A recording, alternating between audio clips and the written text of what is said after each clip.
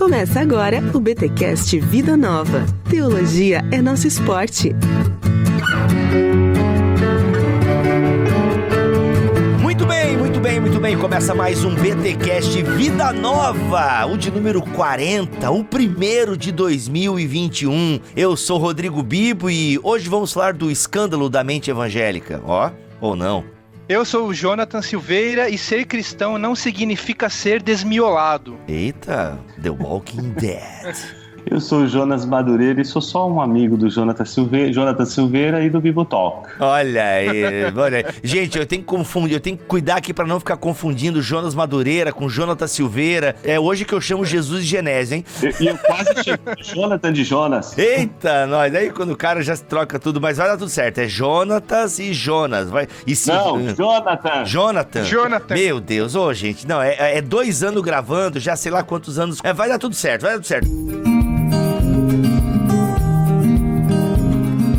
Hoje estamos aqui para falar de um lançamento, um refresh. Como é que a gente pode chamar esse livro aí? Uma segunda edição, mas eu queria um nome mais legal, um nome mais impactante. Um rebuilding, nada a ver. Um remake. O que é que a gente tem aqui, Jonathan? O que é que a Vida Nova lançou e relançou? E o que a gente vai ter em mãos aqui em 2021? Olha só, Bibo, a Edições Vida Nova publicou o livro Filosofia e Cosmovisão Cristã, do J.P. Moreland e do William Lane Craig. Lá em 2005 saiu a primeira edição. Uhum. A igreja já conhece esse livro, o público brasileiro já conhece esse livro, uma obra acadêmica densa na área de filosofia, né? Uhum. E recentemente os autores publicaram uma nova edição, assim, uma edição completamente renovada. Eles incluíram 3 novos capítulos, eles atualizaram vários argumentos, refinaram vários pontos de vista deles, inclusive revendo várias referências bibliográficas também, ou seja, atualizando mesmo o livro, né? Uhum. Então nós decidimos republicar agora a obra, colocando todas as novidades que há aí nessa nova edição. Uhum. Segunda edição ampliada e revisada, ou seja, a galera que tem a primeira edição, um clássico aqui da filosofia e teologia, por assim dizer, e essa relação cosmovisão cristã, agora tem uma segunda edição que não é só mudou a capa, mudou a fonte dentro, não, realmente tem uma ampliação e uma revisão, e a revisão, se tratando de filosofia, aliás, qualquer área da ciência, né, é sempre muito importante. Então, galera que tem a primeira edição, eu sinto informar vocês que a segunda edição está, olha aí, ampliada e revisada. E hoje, para você que não conhece essa obra, você que não tem conhecimento ainda sobre esse diálogo da filosofia e teologia, a importância do intelecto na vida cristã, a gente vai bater um pouquinho esse papo. Ô, Jonathan, só lembrando aqui, o que você lembra, assim, porque você participou desse projeto, você tá todo faceiro e tal, você trabalhou nas atualizações da segunda edição, né? O que tu pode adiantar pra gente aqui, até pra galera que tem a primeira edição, que talvez conheça a obra, interessante essa atualização, interessante essa revisão aí. O que você lembra, assim, de cabeça que pode nos falar agora? Bom, realmente eu tô muito faceiro, como você mencionou, porque, em primeiro lugar, porque eu sou um grande fã do Moreland e do Craig, eu acompanho eles há vários anos, o Craig principalmente, eu devo muito a ele no que tange ao entendimento teológico saudável, no que tange também a defesa da fé. No tocante. Tocante. Eu achei que tu falando no tocante. Então, eu devo muito a ele, venho acompanhando ele há muito tempo, e eu tô muito feliz mesmo que essa obra vai ser publicada agora, a segunda edição, né? Então aqui, resumindo, o que tem de novo nesse livro? Em primeiro lugar, como eu mencionei, são 3 novos capítulos. Tem um capítulo novo sobre as versões do dualismo de substância, um capítulo sobre alternativas fisicalistas ao dualismo de substância e um capítulo sobre a doutrina da expiação, que é uma área em que o Craig tem trabalhado recentemente. Inclusive, ele publicou um livro faz pouco tempo só sobre a doutrina da expiação, que é uma defesa mesmo, uma apologética sobre a doutrina da expiação, e ele decidiu incluir um capítulo agora nesse livro também. Mencionei aqueles outros 2 capítulos sobre dualismo de substância e fisicalismo, que são áreas relacionadas também ao estudo da mente e do corpo. Eita. Relacionado ao se o sujeito de consciência tem uma alma, possui ou não um elemento imaterial, né? Então eles desenvolveram esses 2 capítulos. Aí a área do Moreland, né? O Moreland trabalha bastante bastante nessa área. Além disso, eles fizeram uma atualização geral nos argumentos, como eu mencionei, e em relação à nossa edição em português, além de nós incluirmos todas essas novidades, a nossa edição em português passou por uma revisão total em relação à primeira edição, né?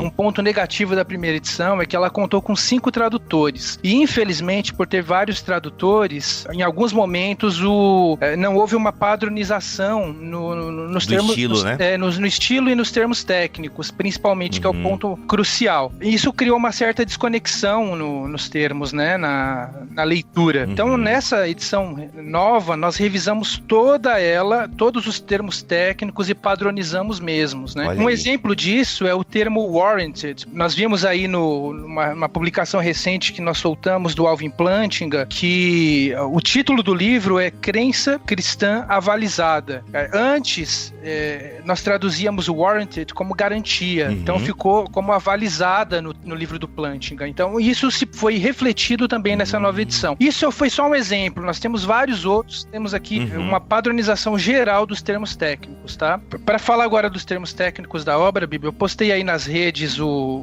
que a gente vai publicar esse livro em breve, né, a segunda edição, o pessoal ficou animado e tal, e elogiou muito a capa, inclusive. Quando nós pegamos a segunda edição e vimos que essa capa era tão bonita, nós decidimos mantê-la. E então ela vai sair com a capa original e vai ser em capa dura também, aí por tamanho 16 por 23, o tamanho aí de uma teologia sistemática do Gruden, do Erickson, e seria 1024 páginas. Cara, é muita coisa.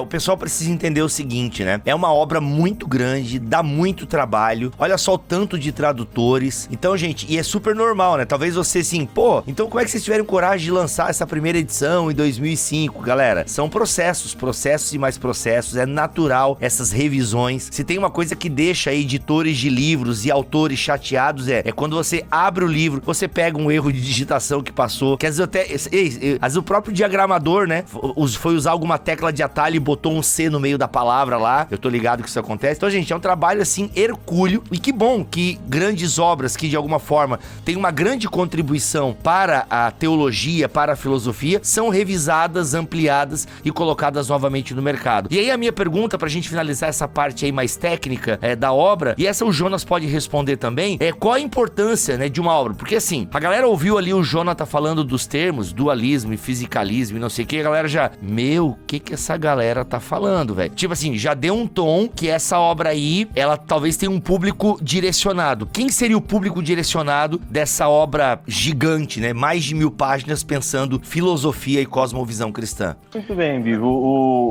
O Jonathan fez aí um excelente trabalho, né, ao longo desse tempo que ele mexeu com a obra, né? Não só atualizando também e corrigindo alguns e aperfeiçoando, porque às vezes a gente poderia nem falar em termos de correção, mas de consistência na tradução, né? Porque foram vários tradutores, então cada um vai traduzindo um termo de um jeito, né? Então ele teve esse cuidado todo, né? Com o livro, né? Além de a gente entregar aí uma segunda edição com acréscimos dos próprios autores, como eles mesmos se propuseram fazer. A obra, ela envelheceu bem, eu acho que até agora ela está produzindo aí os seus resultados. Ela não é, como muita gente espera, né, uma obra de filosofia da cosmovisão, né? Muita gente que quer estudar cosmovisão e ver pelo título, né, cosmovisão cristã, se preocupa aí talvez em encontrar um livro de introdução como os que a gente vê aí no mercado editorial brasileiro e na discussão em torno da teoria da cosmovisão, né? Apesar de ter o nome, né, cosmovisão cristã, o nome cosmovisão cristã não está indicando no livro que ele vai fazer uma teoria da cosmovisão cristã. Ele está pressupondo a cosmovisão cristã como um eixo de diálogo com a filosofia. Isso é importante ser dito, porque não é um livro de teoria da cosmovisão. Então, esse é um ponto importante. Porque quando você observa o livro, é só uma olhada no sumário, você vai ver que as disciplinas mais significativas que estão sendo tratadas ali são disciplinas da filosofia, epistemologia, metafísica, filosofia da ciência, lógica, Então você tem ética, a teologia filosófica, que são tópicos importantes aí da filosofia, em especial a sua relação com a visão de mundo cristã. Então, não é um tratado de introdução à cosmovisão cristã, não é esse o objetivo do livro, mas o livro pressupõe a cosmovisão cristã, uma vez que dialoga todas esses loci, né, comunes da filosofia, ou seja, esses tópicos, né, importantes da filosofia em relação com as doutrinas cristãs. E aí eu acho que vale a pena, principalmente para aqueles que estudam filosofia, a leitura desse livro. Quem se interessa por filosofia está diante de um livro importantíssimo. Primeiro porque é um livro de filosofia que tem como corte fundamental o eixo da lógica, não é? A gente tem muito pouca coisa, Bibo, tratando filosofia a partir do viés da ferramenta, daquilo que se constituiu chamar de filosofia analítica, né? A filosofia contemporânea ela é marcada diríamos assim, uma hegemonia dessas correntes, né? A corrente hermenêutica, a corrente analítica. Você tem aí várias escolas de filosofia, como a gente tem também na teologia e em outras áreas, né? E eles são representantes aí de uma tradição que vem da filosofia analítica, sobretudo influenciados pelo Alvin Plantinga, que já foi dito aí pelo Jonathan, né? Eu quase falei Jonathan Edwards, viu, Jonathan? Cara, eu senti um Edwards vindo, assim, eu senti... O que é muito legal, hein, Jonathan? Ele pensar em você e trazer Jonathan Edwards à memória. Eu acho que foi um baita elogio, sei lá, legal, bacana. E é porque o Jonathan Edwards, na minha cabeça, ele é mais filósofo ali dos nossos teólogos ali, né? Verdade, a galera pega afeições religiosas, nossa, todo mundo fala tão bem, começa a ler, caraca, como é que é? Pronto, essa é uma das sensações quando você lê o Filosofia e Cosmovisão Cristã do Moreland e do Craig, né? Porque ele está tratando de filosofia. Então, por exemplo, você vê coisas como o dualismo de substância, que é um tema que você fala assim, puxa, por que ele está trabalhando esses temas tão complexos? A gente vive uma influência enorme de uma mudança radical da antropologia antiga e medieval para a moderna. Por exemplo, na antiguidade você não tem esse dualismo de substância. A alma não é uma substância e o corpo outra substância, não é? O que você tem na modernidade, a partir de Descartes, essa separação do corpo e da alma como se fossem duas substâncias separadas, uma coisa que é corpórea e uma coisa que é psíquica. Então está discutindo o dualismo dentro da questão da filosofia da mente e discutindo aqueles pontos atuais hoje que são importantíssimos para uma discussão, por exemplo, sobre cosmovisão, inclusive, que existe uma coisa chamada alma. Se eu abro uma pessoa da cabeça à planta dos pés, onde eu encontro a alma de uma pessoa? Onde habita a alma de uma pessoa? Eu posso mensurar? Onde está a conexão? Onde começa a alma e onde começa o corpo? O que forma o meu eu, né, cara? Aquela discussão até uma bioética, tipo, quanta parte do meu corpo eu posso tirar e ainda sou eu? É só o meu cérebro, né? É a discussão. E ele entra nessas questões aí do materialismo filosófico, né? O que invade também as questões de neurociência hoje. Então é um livro extremamente importante do ponto de vista da filosofia e que lida com essas questões, sobretudo relacionadas aí a tópicos importantes do conhecimento e da metafísica, filosofia da ciência, filosofia da mente. São tópicos importantíssimos da ordem do dia e eu diria que todo cristão que quer se envolver com filosofia precisa observar esse livro, precisa dar uma olhada nesse livro. Ele tem ali, abre vários temas. Uma das riquezas do livro é a bibliografia e a discussão com os diversos autores que não são tão conhecidos, né, do nosso público em geral.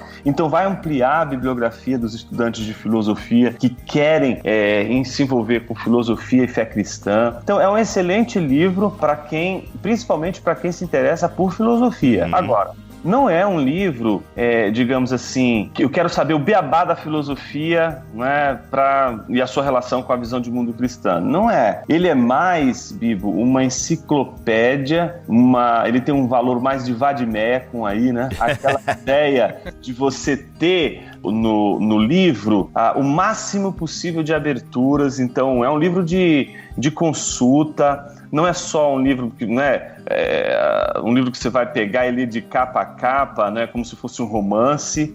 Ele não é o tipo de livro que eles ofereceram, né? Então é um livro que tem uma utilidade para diversos momentos, inclusive da vida e da formação de alguém, né? Então é um livro para acompanhar mesmo o estudante, né, ao longo do seu trajeto. Legal, muito bom. Então até eu puxo a primeira pergunta que eu poderia fazer em relação ao nosso tema, né, filosofia e cosmovisão cristã, é essa questão, Jonas, que a gente vive, parece que, e não é um problema novo, eu imagino, né, esse perigo do anti-intelectualismo, porque quanto tempo, né, que, por exemplo, o Craig e o Moreland pensam sobre isso, ao ponto de já lançarem esse livro, né, há tantos anos atrás, mas se discute já há tanto tempo, né, o próprio Edwards vai trazer um pouco essa discussão, mas esse anti-intelectualismo que acompanha os cristãos. E por que a gente fala do perigo do anti-intelectualismo? Porque falar do anti-intelectualismo é um perigo, ainda mais se tratando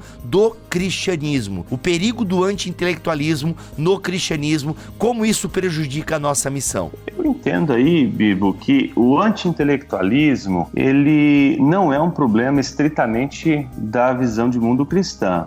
O anti-intelectualismo, ele está presente na humanidade em várias e várias tradições, em vários e vários contextos, né? O anti-intelectualismo, ele é uma maneira de a gente fugir das perguntas de ordem última, porque não encontrando as respostas às perguntas de ordem última, a gente parece encontrar só duas alternativas, sempre duas alternativas, ou o ceticismo ou a fé. Então parece que todas as variações que a gente teria, elas caminham, né, ou para você desacreditar numa verdade última, ou se você acreditar numa verdade última, essa verdade última ela tem que ser um artigo de fé, ela não pode ser algo autoevidente, como 2 mais 2 é igual a 4, né, que possa ser considerado por todos como uma verdade inquestionável. Então, por conta disso, o anti-intelectualismo, ele pode surgir em qualquer contexto, porque boa parte do trabalho intelectual é um trabalho de sangue, suor e lágrimas, para usar as palavras do Churchill aqui.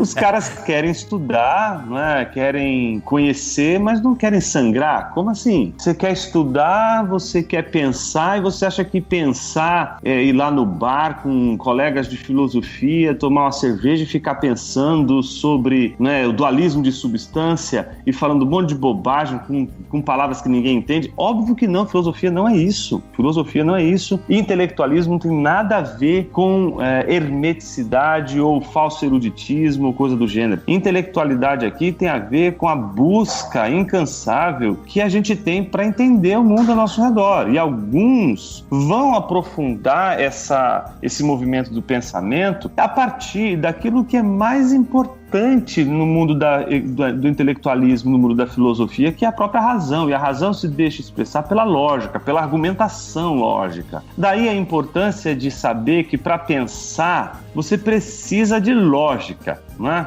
E muitas vezes as pessoas, elas não são dadas a pensar seus próprios argumentos, a pensar logicamente. E aí, aqueles que descobrem que o pensamento, ele não é só um fluxo de sentimentos expressos em palavras, né? Mas ele também é expressão do pensamento e possui uma ordem, aí você pode ter as mais diversas complexidades do pensamento. E algumas pessoas, em geral, são completamente, eu diria assim, atingidas por uma espécie de ceticismo com relação à capacidade de conhecer algo e por isso afirmam o mistério logo de cara como fuga. Então, o mistério surge aí como um Deus ex machina, né? Aquela expressão antiga que é usada para se referir a uma espécie de escapismo, né? Na hora em que eu não consigo responder às perguntas, eu recorro a Deus. Não é bem assim.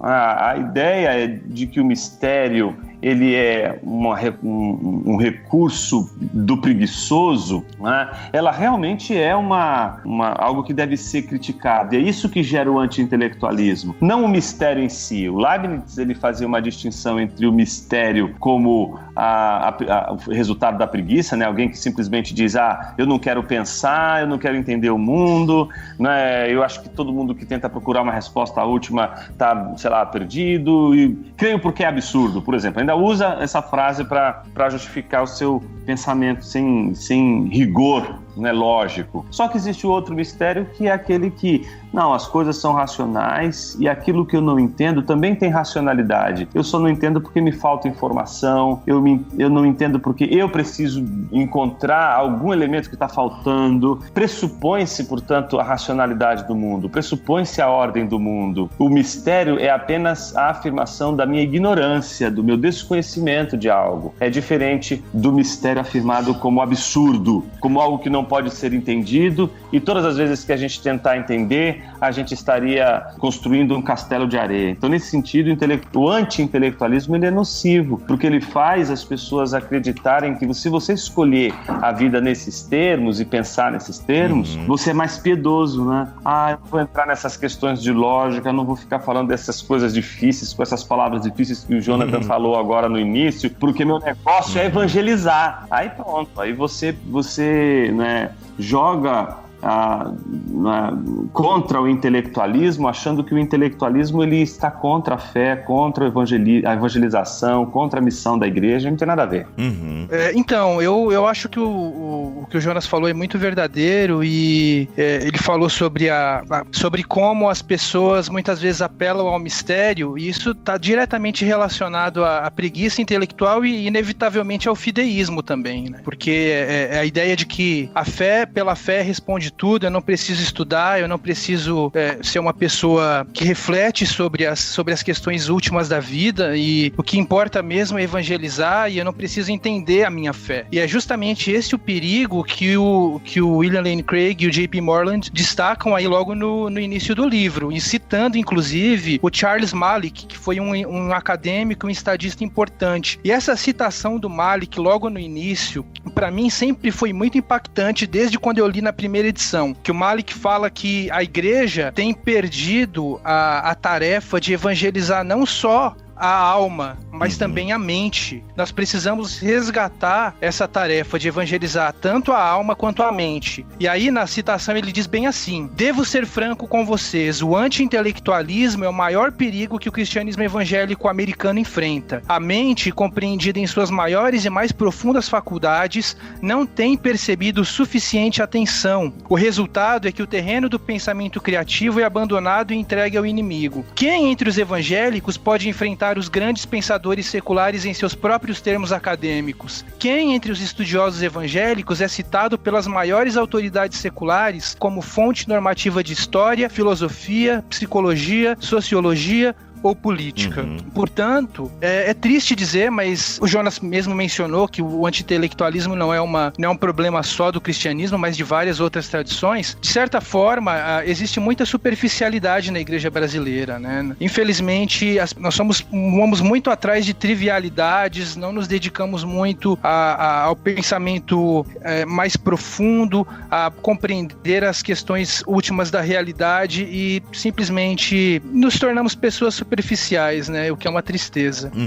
Sim. Eu acho assim, como a gente tá vendo aqui, esse livro, o Jonas até já mandou a letra. É pra quem se interessa por filosofia. Aí, a gente pensa o seguinte: é importante um cristão se interessar por filosofia? Bem, eu penso que sim, pelos motivos que falamos anteriormente. A missão da igreja é muito ampla, né? Se a gente acha que a missão da igreja é ajudar o pobre, que eu creio que faz parte da missão da igreja, e falar Jesus te ama, sendo bem simplista aqui pra ficar bem, pra todo mundo entender, pra dizer que assim, mas eu não entendi o que você tá falando. A missão da igreja, gente, ela tem que alcançar, e aqui me corrijam se eu estiver errado, ela tem que alcançar as várias camadas. Eu vou usar essa expressão aqui, não sei se é melhor, mas as várias camadas da sociedade. E como foi falado aqui, né, o vô do Terence Malick aqui, esqueci o cara, o Malick ali. Charles Malick. Então assim, você sabe que o Terence Malick era filósofo. E também bebe no cristianismo aí, pelo que eu andei sabendo também, né? Sim, com certeza. Ele tá fazendo agora um filme que retrata a vida de Cristo, né? Eita, Acho que é o último planeta, alguma coisa assim, o título. Eita, ó, vai ser aquela loucura, né? Ele sempre arranha temas da fé cristã, né? Arranha não, né? Escancara muitas vezes. Então, assim, o Malik tá dizendo aí, é que nós temos um campo muito amplo de evangelização, sabe, gente? E por que, Jonas, cristãos precisam se interessar por filosofia, né? Acho que amplia um pouco essa ideia da importância de cristãos se envolverem com filosofia, porque, né, afinal, tu acabou de dizer que tem que sangrar, coisa arada, e, pô, e aí, a gente quer encarar essa missão aí também? Como é que é? Ótimo, muito bom, Bibo. Pensa o seguinte, para lembrar lá a frase do Sproul, né, quando ele diz, né, somos todos teólogos, né, num certo sentido, todos são teólogos, né, porque todos dão uma resposta para as perguntas últimas, recorrendo a Deus, né, ou a um tipo de divindade. No caso da filosofia, pode acontecer a mesma coisa, né, todo mundo, de alguma forma, é filósofo, porque todo mundo faz perguntas de ordem última, né, as pessoas perguntam pelo sentido da vida, elas perguntam pelo certo e pelo errado, elas querem saber qual é o critério que a gente usa para determinar que algo é belo ou que algo é feio. Então, de certo modo, todos são teólogos, todos são filósofos, todos fazem perguntas de ordem última, são filósofos, e todos, de alguma forma, respondem às perguntas de ordem última, e por isso também são teólogos. Mas existe uma outra maneira de definir o papel do filósofo e o papel do teólogo, que eu chamo aqui por falta de outra palavra melhor, tá? De teólogo profissional e filósofo profissional. Teólogo profissional e filósofo profissional é aquele que vai estudar formalmente tanto a filosofia como a teologia. Não importa aqui o formalmente se ele estudou numa universidade ou se ele é autodidata. O formalmente aqui é que ele passou por um período de leituras e de produção, né, de reflexão, que garante essa formação como filósofo, como teólogo. Em especial, como filósofo, eu entendo que a filosofia, desde as origens das universidades, Bibo, ela é a ciência que dá o tom nem ciência, né? A gente poderia dizer assim que ela é o fundamento das ciências, né, nesse sentido, né? Porque é ela que, se não é o fundamento das ciências, é ela que explica a razão de ser das ciências, né? Então, uma universidade, por exemplo, que não tem uma faculdade de filosofia, ela é um péssimo exemplo para a cidade e para o mundo, entendeu? Os melhores filósofos e mais importantes filósofos são um produto importante de um investimento universitário, porque se sabe o quanto a filosofia ela responde questões como o que é ciência, o que é direito, o que é ética, o que é cidadania, o que é estética, não é o que é a beleza, né? O que é a justiça, o que é a verdade. Então, essas perguntas são perguntas de ordem última e a filosofia ela trabalha com isso, né? Penso que enquanto nós cristãos não entendermos que as universidades, o elo de pensamentos nas universidades está ligado à filosofia, porque ela, de alguma forma, é quem faz a pergunta de base, a pergunta dos pressupostos, não é? Como vai dizer Dilthey, né? Só a filosofia consegue fazer a pergunta última de todas as disciplinas, que é a filosofia da filosofia. Eita! Que é perguntar pela própria razão de ser da filosofia e a razão de ser das outras ciências. Por isso existe filosofia da ciência, filosofia das artes, filosofia da linguagem, filosofia da lógica, filosofia da ciência, filosofia da mente. Todas essas filosofias, elas são rudimentos, elas lidam com os pressupostos, com a maneira de se engajar o pensamento, principalmente no contexto na época que a gente vive. Parte desse movimento nos Estados Unidos foi importante, e aqui o Jonathan lembrou o nome do Plantinga, né? Não só o Plantinga ele foi o grande ícone ali, mas outros tantos filósofos cristãos que estavam envolvidos com ele, desde a década de 70, com aquilo que se tornou o revival da filosofia cristã nas universidades, porque, para você ter ideia, a filosofia foi tratada como basicamente uma visão de mundo ateísta, e sendo que a tradição da filosofia é marcada não pelo ateísmo, né? Ela pode ser marcada pelo teísmo e pelo politeísmo, pelo deísmo, mas ela é muito menos influenciada pelo ateísmo, né? Então, nesse sentido, levando em consideração toda a tradição da filosofia, se perguntou por que a filosofia se tornou assim tão cética, tão ateísta? E aí esses filósofos como Plantinga, e aí o Craig ele está dentro dessa chave, essa frase que o Jonathan citou do Malik representa isso, né?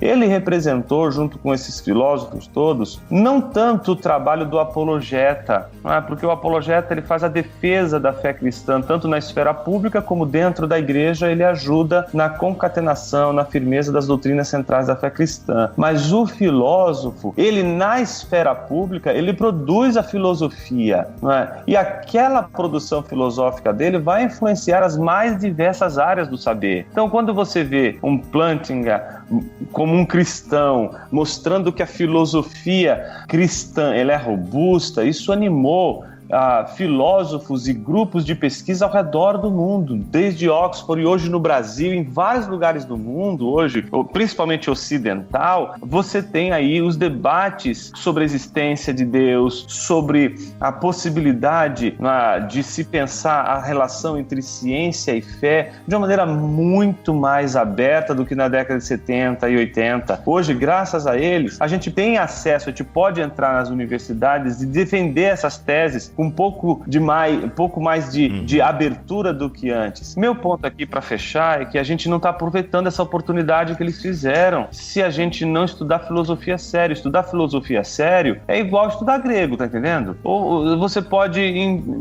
enrolar no início, mas você não vai conseguir ir muito adiante se você não estudar todo dia o grego, tá certo? Se estudar o grego só para identificar as palavras gregas no texto, você vai conseguir fazer isso com facilidade, mas aprender o grego para valer, aí você vai precisar estudar o grego todo dia, você tem que aprender aquela linguagem, você tem que aprender os métodos, tem que estudar aquilo ali. A mesma coisa é a filosofia. Então, como a filosofia trata de questões últimas, as pessoas acham que estudar filosofia é só falar dessas questões abertamente, sem técnica. E é isso que o Craig faz com esse livro. Ele dá pra gente o aparato técnico para falar filosoficamente e para, obviamente, despertar os cristãos para esse trabalho público da filosofia, entendendo o quanto um filósofo pode influenciar pessoas.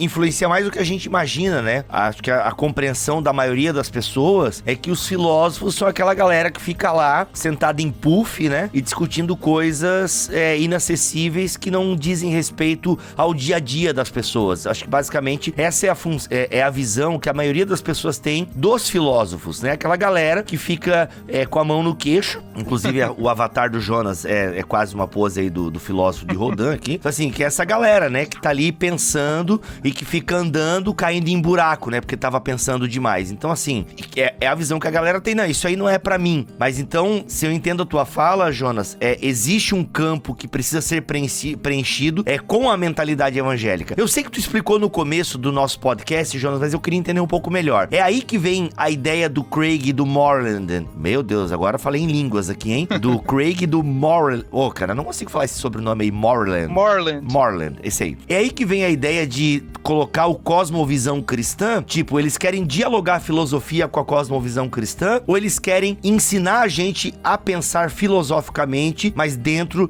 de uma cosmovisão cristã? Ou nada a ver a minha pergunta? Também tem essa possibilidade também. Não, eu acho que o recorte que o Jonathan fez da fala do Malik expressa muito bem o que eles estão fazendo. Olha, quando você usa a filosofia para um sermão, usa a filosofia como uma estratégia para abrir o diálogo com uma pessoa, você não está fazendo filosofia, você está usando a filosofia. O que o Malik faz na fala dele, que o Jonathan leu pra gente aí, é dizer o seguinte: quando é que a gente vai entrar no campo dos filósofos, entendendo a linguagem deles e, no meio desse universo de linguagem deles, apresentar a visão de mundo cristã como uma resposta plausível, filosoficamente sustentável, como uma opção, entende? Porque imagina o seguinte, Bibu, as pessoas vão estudar filosofia hoje na universidade, quais são os autores e filósofos e teóricos que elas vão estudar? Então, se você começa a criar plausibilidade no sentido de você mostrar que é robusto o pensamento cristão, mas ao mesmo tempo entender que o pensamento cristão, ele não é um pensamento por natureza filosófica. A gente tem que tomar muito cuidado, porque é isso que faz o cristianismo ser gnóstico, quando você transforma o cristianismo numa filosofia, apenas num conjunto de ideias, né? Então, não é isso.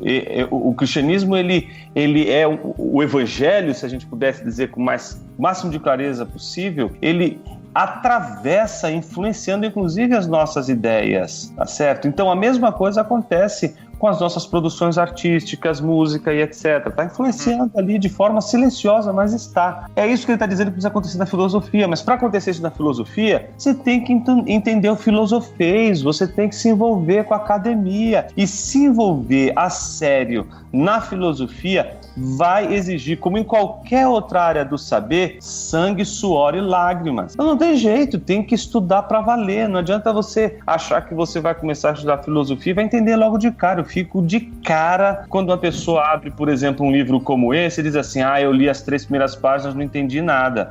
Bom, perdemos um soldado.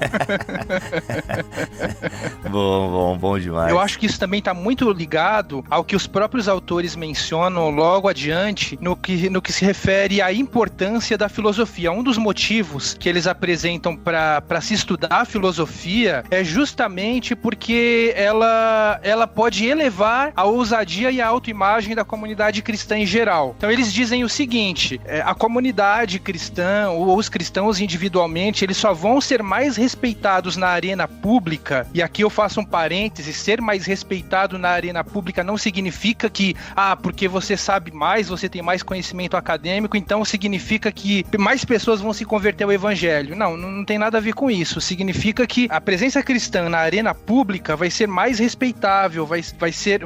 os cristãos vão saber dialogar mais com as pessoas, né? Então, eles dizem que estudar filosofia, se engajar no pensamento acadêmico, gera uma respeitabilidade na arena pública. Se nós desenvolvermos isso, se nós tivermos mais bagagem intelectual, se produzirmos bons cientistas, bons escritores, bons filósofos, bons artistas, bons políticos e por aí vai, aí eu concordo com os autores quando eles dizem que a presença dos filósofos e dos apologistas dentro da igreja vai elevar a autoconfiança da comunidade cristã, porque vai mostrar para o pessoal de fora que a comunidade cristã é intelectual e culturalmente rica, tanto quanto a cultura secularizada, não é? A gente não precisa criar guetos evangélicos ou subculturas cristãs. A gente pode produzir boa cultura, pode produzir bom conteúdo acadêmico também. Aí, para lembrar, o Lewis que diz, né, no Cristianismo Puro e Simples, se você está pensando em se tornar cristão, eu lhe aviso que estará embarcando em algo que vai ocupar toda a sua pessoa, inclusive o cérebro. Então a gente, quando se torna cristão, não tem que se tornar não tem que jogar o cérebro no lixo, né? Muito bom.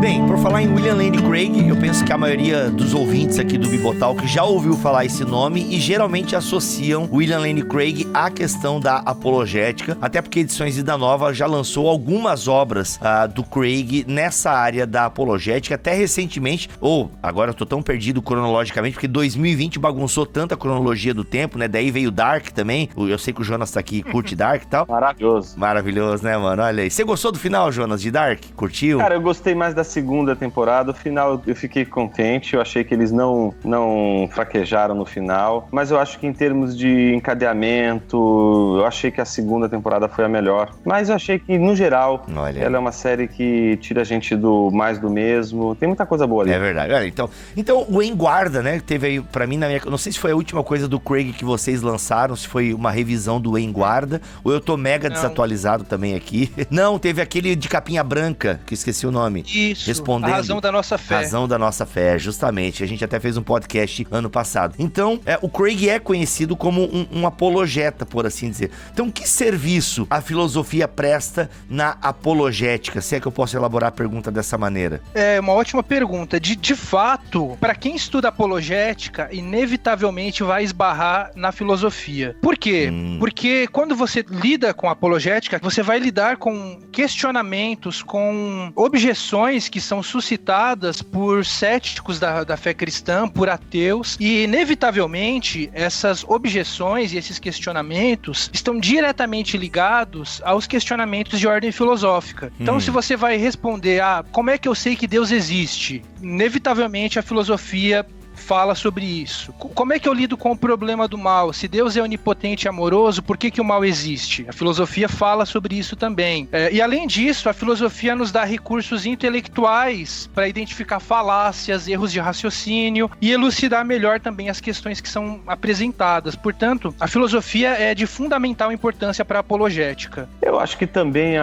essa questão toda da relação da filosofia com a apologética ela é interessante, porque, e eu acho que essa é a grande virtude da obra aí, né? Porque ela lida com a argumentação, né? E eu acho que hoje boa parte dos nossos manuais, inclusive de discussão entre filosofia e cosmovisão cristã, é bastante tratadas.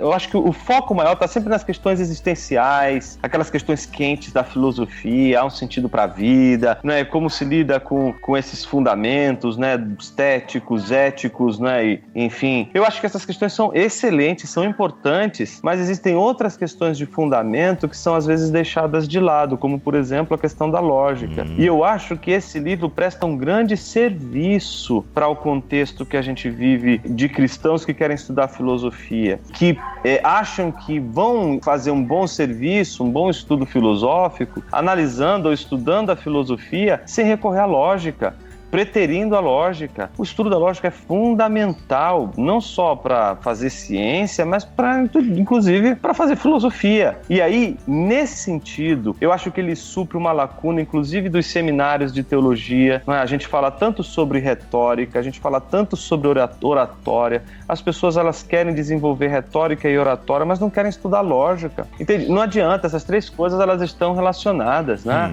Retórica e oratória e lógica fazem parte de uma elas possuem uma relação. Então, nesse sentido, eu acho que o livro ele também presta esse serviço em mostrar que a apologética, ela não recorre só à filosofia quando ela faz as perguntas existenciais, mas a apologética recorre à filosofia porque a filosofia, por ser a casa que tem ali, né, debaixo do seu guarda-chuva, a lógica, ela vai recorrer também à lógica, inclusive para argumentar, inclusive para responder as perguntas que são feitas, né, para entender o debate, como ele funciona e etc. Então, nesse sentido, eu penso que a filosofia e a apologética, elas estão unidas justamente porque há um interesse tanto da filosofia quanto da apologética, né, com relação à lógica, com relação à argumentação.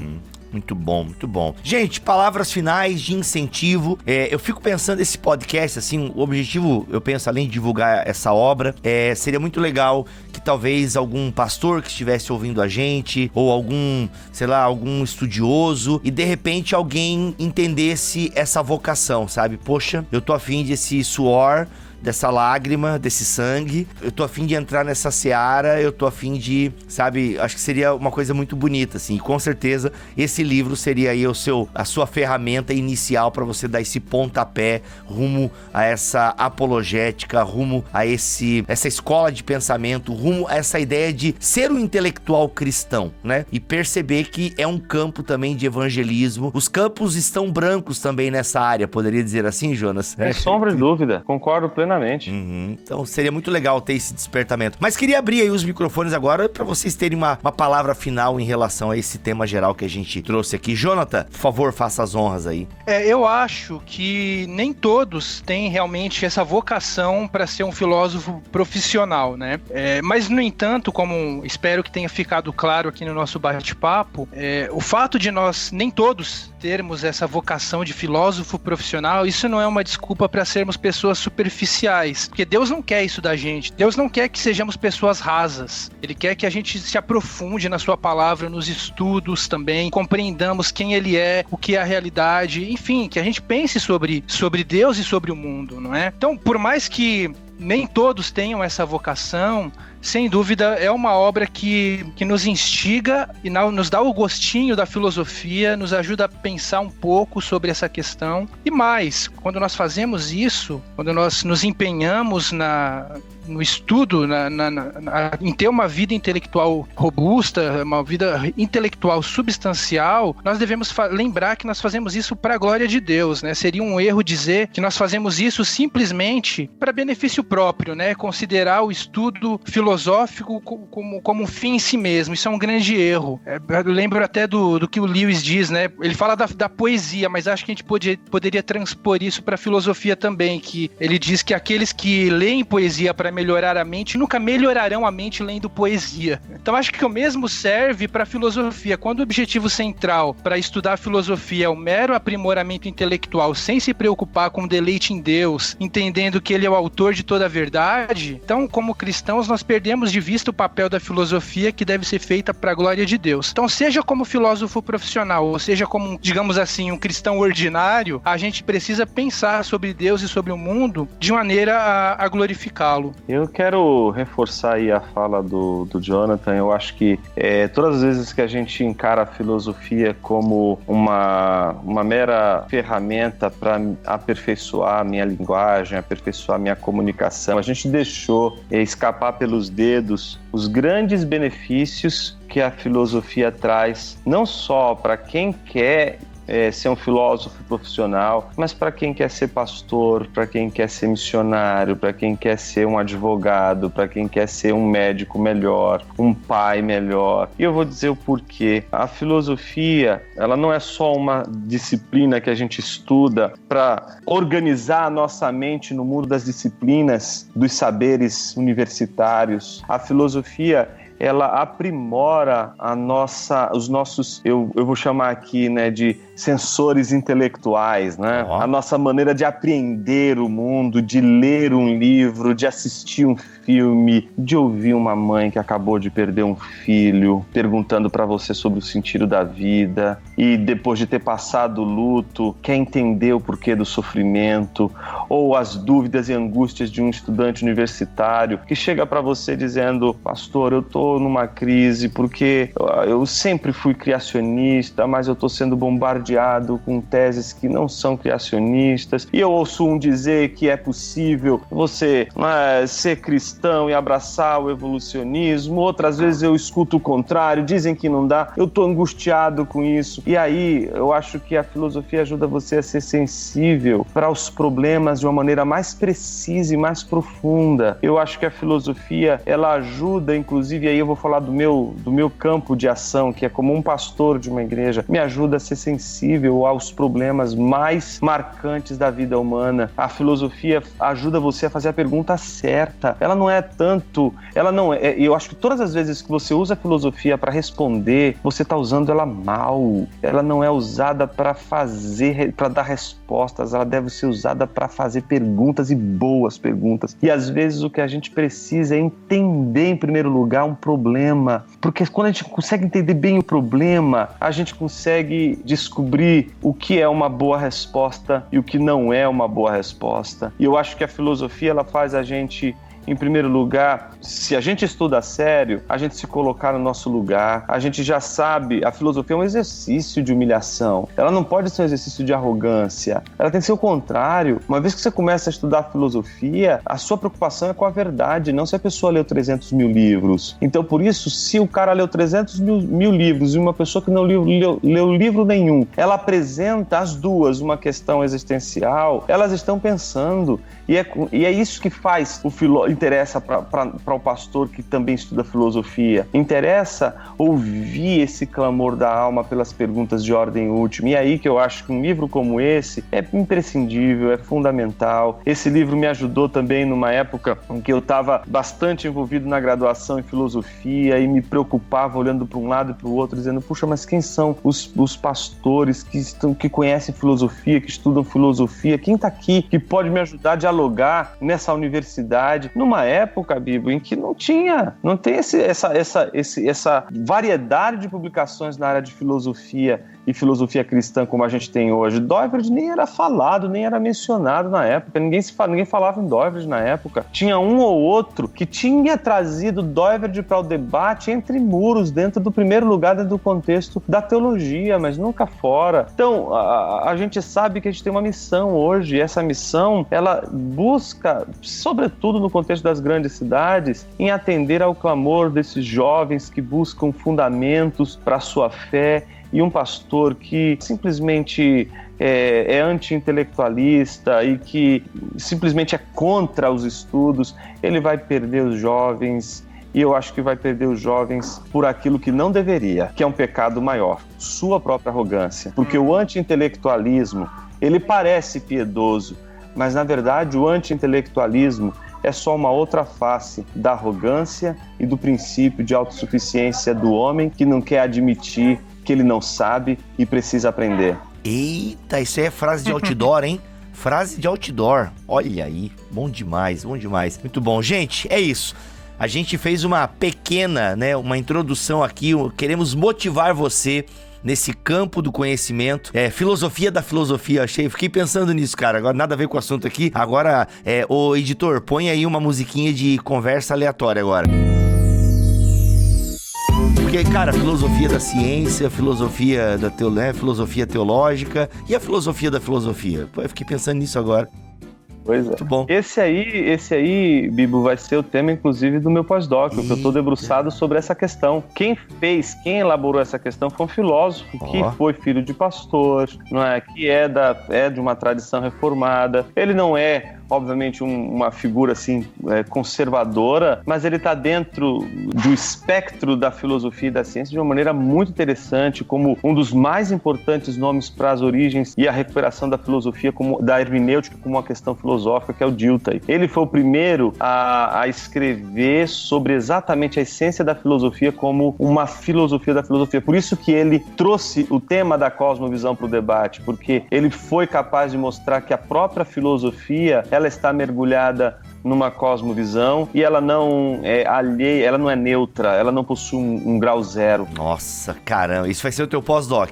Pós-doc. Meu Deus, Deus abençoe Jonas. Você já orou pelo Jonas essa semana? Então tá aí, coloca o Jonas Madureira no seu caderninho de oração aí, porque ele vai precisar. Sempre, né, Jonas? Sempre precisa. Gente, é isso, a gente bateu um papo aqui introdutório sobre filosofia e cosmovisão cristã, esse lançamento de edições Vida Nova aí, ó. Janeiro já começa com um grande lançamento. Quero ver edições Vida Nova aí se superar em 2021 agora, hein? Porque já começa um tiro forte aqui, mano. Aqui, ó, calibre 50. Filosofia, Cosmovisão Cristã, J.P. Moreland e William Lane Craig, segunda edição ampliada e revisada. Segura essa, mais de 1000 páginas, um conteúdo excelente. E eu não vou ficar falando que a gente já falou por uma hora aqui. Jonas, muito obrigado pela tua participação neste BTcast. Muito obrigado, Vivo. Agradeço aí o convite, agradeço ao Jonathan pelo convite e também pelo trabalho excelente que ele fez aí de revisão da obra, de ampliação aí com a tradução, e a Vida Nova, que tem publicado aí essas obras ao longo dos anos aí, com o cuidado que ela tem, que ela sempre procura ter. Parabéns a todos e a você, Bibo, por divulgar o trabalho da Vida Nova, e é isso aí. É nóis. Um grande abraço a todos. Tamo junto, tamo together. Jonathan, tamo começando 2021, cara. Obrigado pela tua presença aqui. Eu que agradeço, Bibo, mais uma vez pelo bate-papo. Agradeço também ao Jonas, né, porque disponibilizou do tempo pra participar aí com a gente desse bate-papo. E o cara tá de férias, mano, em casa do campo e tá gravando com a gente. A mulher dele não deve gostar muito da gente, eu acho. Vai falar baixo que ela tá dormindo, senão ela acorda. Eita. Então, pra mim é um grande prazer poder participar. Primeira vez aí com o Jonas, a quem eu admiro muito e que também é meu pastor, né? Então fica melhor ainda. Ah, tinha que dar a carteirada, né, mano? O sonho teológico e pastoral e eclesiástico de muita gente, o cara... Jonas é o meu pastor. Mano, é que vocês estão ligados. É que, assim, eu não sei, aliás, eu não sei se vocês estão ligados, mas uma reclamação... isso daria um outro podcast, vai? Eu nem vou falar, porque o que a galera mais fala, poxa, o meu pastor é isso, poxa, o meu pastor é aquilo outro, gente, tô frustrado com a minha igreja. Aí o cara, ele fica olhando as igrejas na internet, aí o Jonas tá falando, o Jonas Madureira é o meu pastor. Mano, sai pra lá, rapaz. Por isso que eu não posso reclamar de espiritualismo. Olha aí. Isso pelo menos na igreja não tem. Olha aí, muito bom, gente. E é isso. Vamos começando 2021. Que Deus abençoe todos nós, que seja um ano de ótimas leituras, de muita reflexão, porque nós estamos precisando. Deus nos abençoe. Até o próximo episódio, se Ele quiser e assim permitir. Fiquem todos na paz do Senhor Jesus.